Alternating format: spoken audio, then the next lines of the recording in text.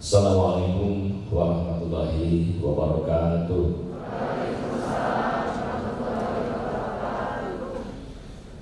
Alhamdulillahirabbil alamin wassalatu wassalamu ala asyrofil anbiya'i wal mursalin wa ala alihi wa sahbihi ajmain.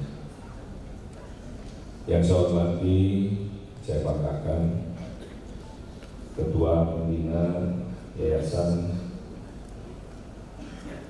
Dharma Husada Garut, Bapak Dr. Haji Imam. Kita bangga punya asli orang Garut, pernah menjabat sebagai pejabat tinggi di Bapenas, sekarang mengabdi di kampus yang terbaik di Garut. Juga yang saya hormati Ketua Sekretaris Kasal Husada Garut, Pak Ibu Sandi SK, MKes. Alhamdulillah, ini pun buat saya bukan orang baru, ini sudah sangat lama di kampus ini. Juga yang saya hormati Ketua Senat Sekretaris Kasal Husada Garut, Dr. Dian Roslan Hidayat MKes. Ini juga kawan saya. Ini juga saya tahu sangat lama mengabdi di kampus ini. Juga yang saya hormati LRT Dikti Wilayah 4 Jawa Barat, Bapak Agus Supriyatna. Selamat datang Pak Agus. Juga Profesor Uman Suherman, guru besar yang setiap saya ke kampus tiga selalu hadir. Ini luar biasa, dan mudah-mudahan berkat beliau ya, kampus di Kabupaten Garut khususnya Tikes menjadi kampus yang ternyaman dan terbaik di Kabupaten Garut. Amin.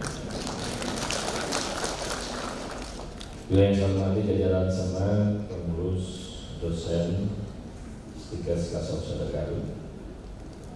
Yang saya hormati juga para wisudawati yang pada hari ini sedang berbahagia, sebanyak 568 orang, dan surprise wisudanya di ballroom terbesar pertama di Kabupaten Garut di Desa Tiga. Juga yang saya hormati pengurus PPNI Jawa Barat dan juga PPNI Kabupaten Garut. Saya lihat juga ada perwakilan dari Pak Dandi, yang mewakili Pak Dandi, yang mewakili Pak Kapolres, juga yang mewakili dari rumah sakit saya lihat ada.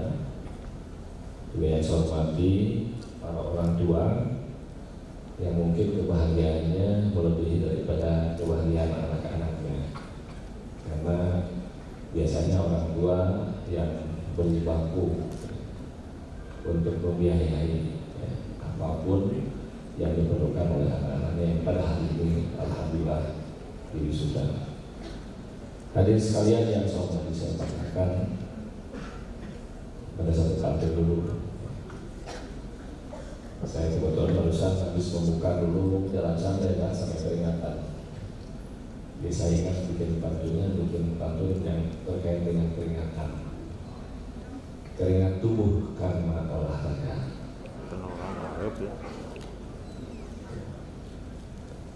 Sekali lagi, keringat tubuh karena olahraga.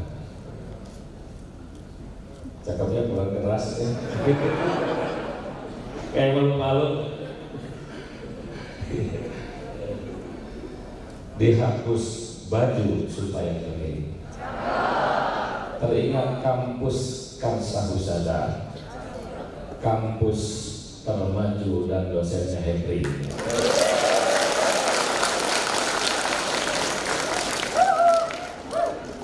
Satu aja ya.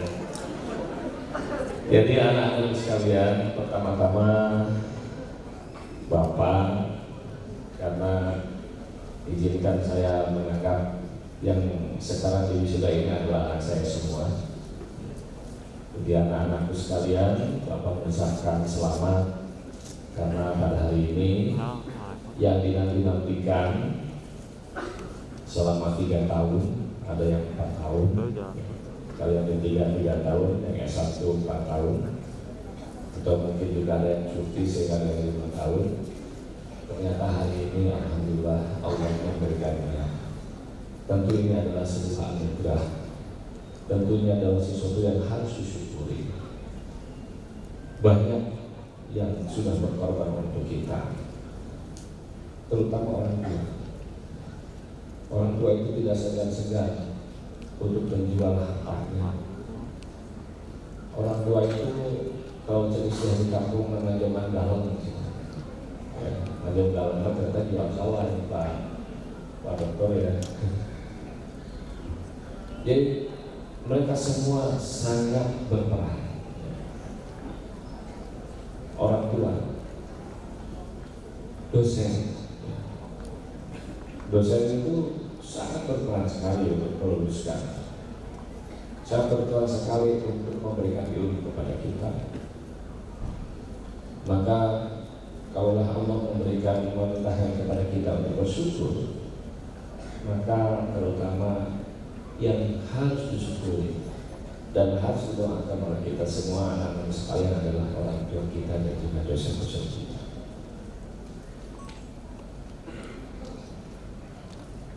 Para ulama dari dulu mengajarkan bahwa yang namanya ilmu kalau dibandingkan dengan adab, maka sesungguhnya adab dahulu yang harus kita miliki. Jadi tadi ada takrama, Pak Dokter Hadir menyampaikan perilaku. Nah, perilaku ketika kita menimba ilmu itu hanya disebut dengan adab. Dan adab itu sebenarnya lebih berharga, lebih penting.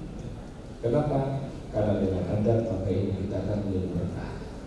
Ilmu kita akan menjadi bermanfaat. Maka salah satu adabnya adalah hormat guru, hormat kepada orang tua kalau kita menuntut ilmu.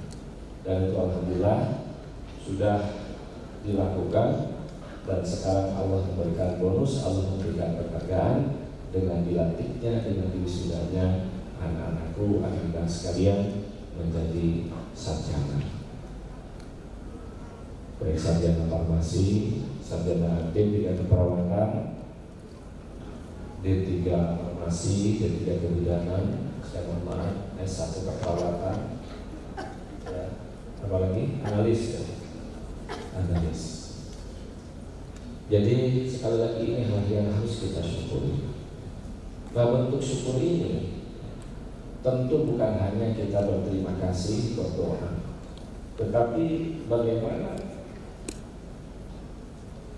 mengaplikasikan ilmu yang kita miliki di dalam kehidupan, dalam rangka pengabdian kepada bangsa, negara, dan masyarakat. Ini menjadi tugas selanjutnya daripada wisadawan-wisodawati. Bagaimana mengaplikasikan ilmu, bagaimana membuat ilmu yang kita raih selama di kampus itu bisa bermanfaat, bisa dirasakan manfaatnya oleh masyarakat.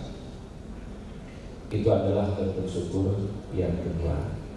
Dan tentu ketika kita bersyukur, insya Allah Allah akan menambah nikmat, Allah akan menambah anugerah, atau Allah akan menambah lagi sesuatu yang kebaikan yang lebih baik daripada kebaikan yang telah Allah berikan sebelumnya.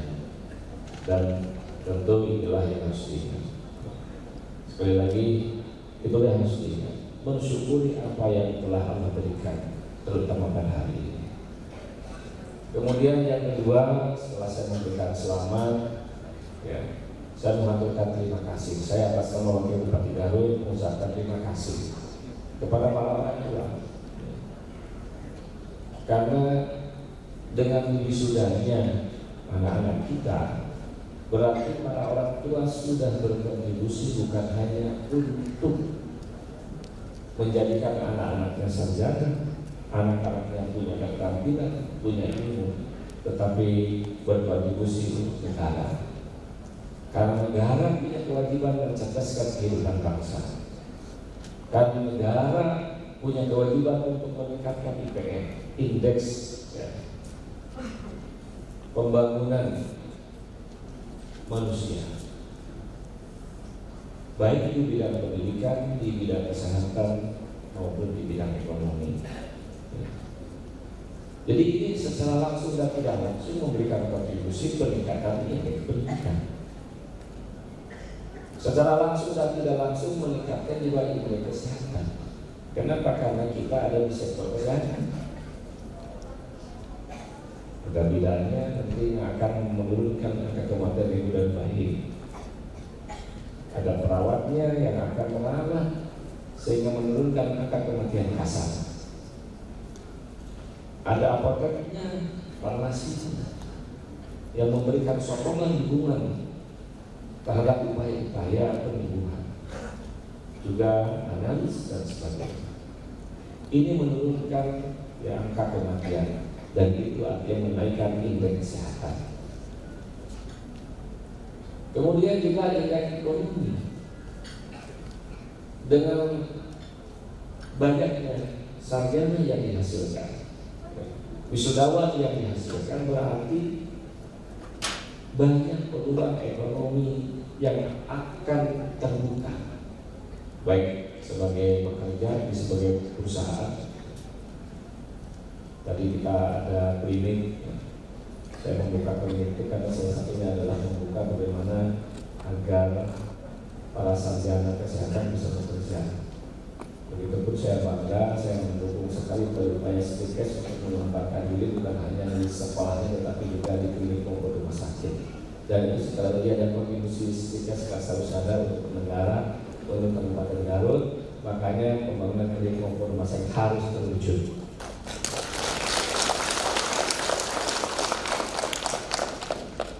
Jadi kalau kita lihat kebutuhan daripada rumah sakit, mungkin di Garut itu masih butuh 3-4 rumah sakit. Begitupun klinik. Jadi memang kita masih banyak membutuhkan karena rasio antara jumlah penduduk dengan jumlah bed yang harus tersedia adalah 1:1000. Jadi kalau misalkan kita ada 2.700.000, maka kita harus menyiapkan berapa? 2.700 bed. Sekarang yang dimiliki oleh kita Kabupaten Garut mungkin baru setengahnya. Maka peluang anak-anakku ya, karena saya lihat di lapangan juga Pak Dr. Hadiat ya, jadi banyak alumni Stikes ini yang bikin klinik gitu. Ya. Saya berkunjung ke beberapa titik di selatan terutama ya, ada beberapa klinik memang yang didirikan oleh alumni daripada Stikes. Ya, jadi jangan khawatir ya, jangan khawatir. Apalagi katanya tidak ada yang kerja. Alhamdulillah Pak, di klinik saya pun ya tulang punggungnya adalah alumni dari Stikes Kasar Surabaya. Saya ditanya di rumah sakit Intan Nusara tanya ya. Saya tanya juga di klinik saya di Sasta maupun yang di klinik Karobong juga alhamdulillah. Jadi memang inilah ya, kontribusi kita kepada negara. Kontribusi kita sebagai tenaga kesehatan kepada negara yang memang sangat membutuhkan. Jadi Bapak Ibu sekalian yang saya hormati, anak-anakku, ananda, yang terakhir Bapak ingin sampaikan ada beberapa riset, ya, penelitian, faktor yang menentukan keberhasilan dalam hidup kita. Ternyata dari tahun ke tahun itu berbeda-beda faktor utamanya. Nah abad ini ya, mungkin tahun 2000-an, 2010-2020 paling tidak saya mencatat 3 hal. Ini tolong diperhatikan. Pertama yang menentukan keberhasilan ke depan ya, baik sebagai pribadi maupun sebagai kelompok, yayasan atau lembaga. Pertama adalah kemampuan membangun silaturahim, public relation, atau kemampuan disebut dengan relationship, kemampuan membangun jaringan, kemampuan membangun pertemanan, persahabatan.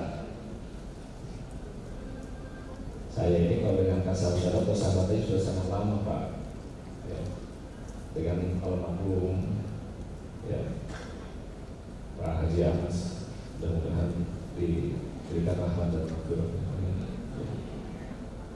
Ini dengan Pak Haji, ya, ini dengan Pak Haji, ya, sejak kita di dinas ya, di dinas kesehatan. Jadi terbangun ya, siapa tahu mungkin nanti juga dari situ saya kembali lagi ke kesehatan, misalkan dari sini ada yang jadi bupati, wakil bupati atau gubernur, ya, akan menjadi terus silaturahmi. Karena kemampuan membangun silaturahmi ini adalah sekarang menjadi faktor nomor 1 keberhasilan. Dalam agama kita diajarkan bingkainya bagaimana supaya kita bersilaturahmi, bagaimana kita membangun jaringan. Daripada dia dalam Al-Quran sebutkan innamal mu'minuna ikhwah. Kita ini saudara. Kalau dengan saudara itu pasti wanoh gitu. Misalnya bahasa saudaranya wanoh ya. Ini memang dari ini hadir dengan kelihatannya baru terlihat ya. Dari bukan hanya di PPN ini saya mohon sebutnya PPN saya di situ. Dari ini kita ada juga. Jangan-jangan dari ini juga ada hadir. Saya mohon maaf ya. Tidak bisa saya sebutkan satu-satu.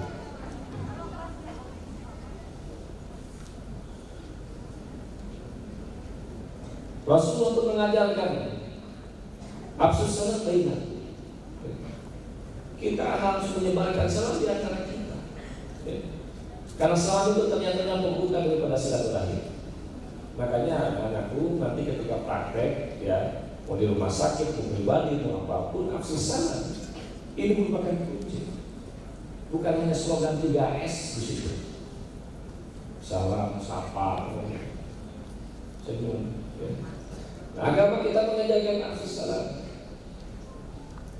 Mengajarkan ini adalah membuka silaturahmi.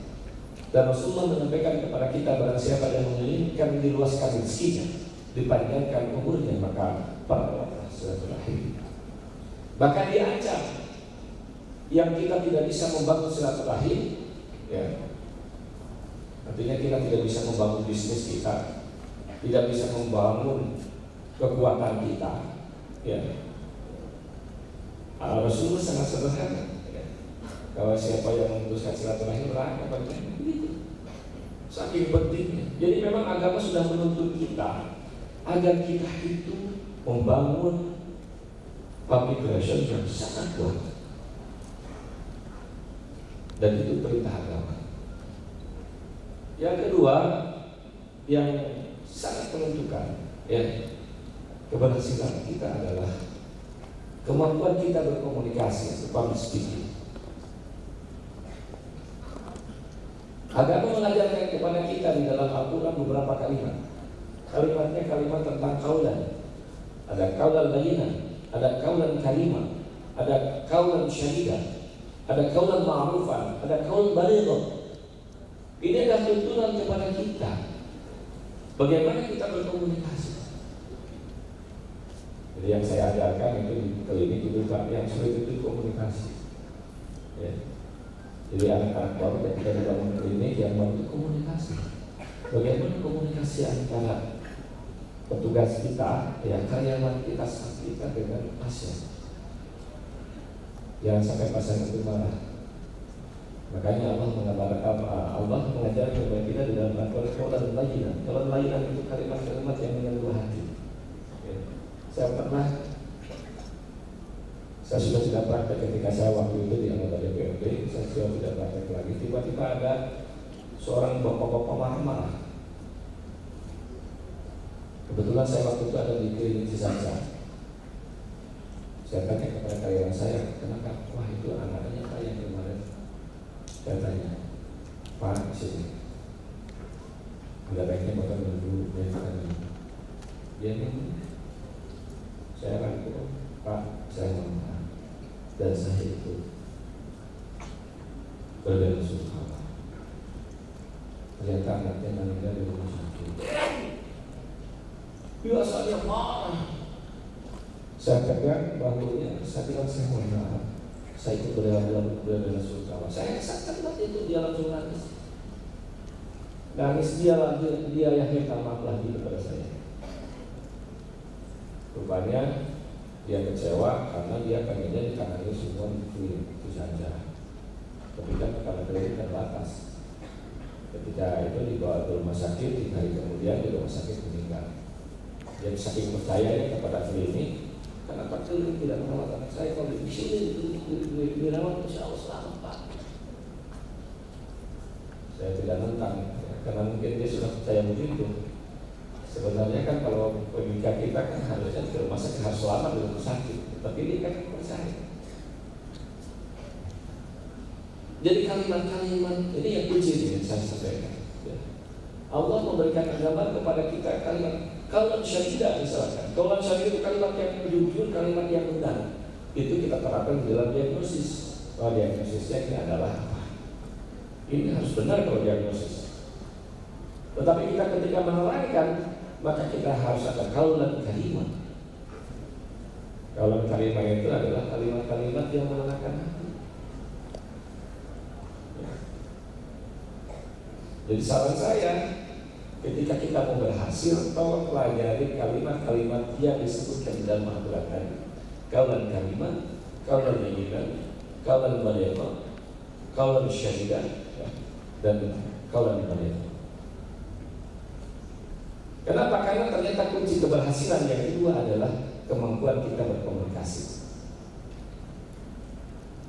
Yang ketiga, yang terakhir ya, RSW banyak ya, tapi saya catat yang poin-poin besarnya saja.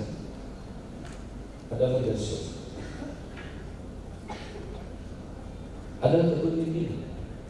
Apakah kita semua bisa jadi pemimpin? Kita ini adalah pemimpin. Doktrin dalam Islam ya, itu menyebutkan bahwa kalian adalah pemimpin. Tidak ada yang bukan pemimpin. Mau laki-laki, mau perempuan, pemimpin. Mau yang tua, mau yang muda, pemimpin. Apa kata Rasulullah? Apa hadisnya? Ya? Kullukum ra'in wa kullukum mas'ul an ra'iyati. Kalian ini adalah pemimpin. Ini harus kita sadari. Jangan kita merasa bahwa kita ini saya mah rakyat, saya mah dipimpin. Tidak. Semua dari kalian adalah pemimpin.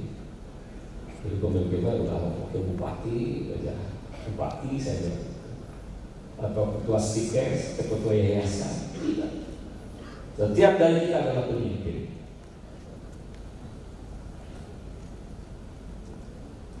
Maka ketika kita nanti di tempat kerja kita adalah pemimpin di dalam lingkup kerja kita.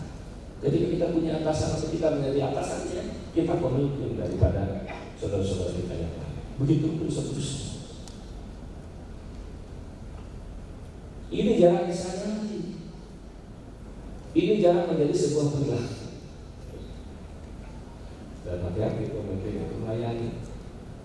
Jadi saya sering sampaikan ketika saya memberikan ke rumah sakit Pak Direktur itu harus melayani wakil direktur. Wakil direktur harus melayani para kadin. Para kepala bidang harus melayani para kasih. Para kasih harus melayani para profesional, para pejabat atau fungsional, dan mereka lah yang akan melayani rakyat.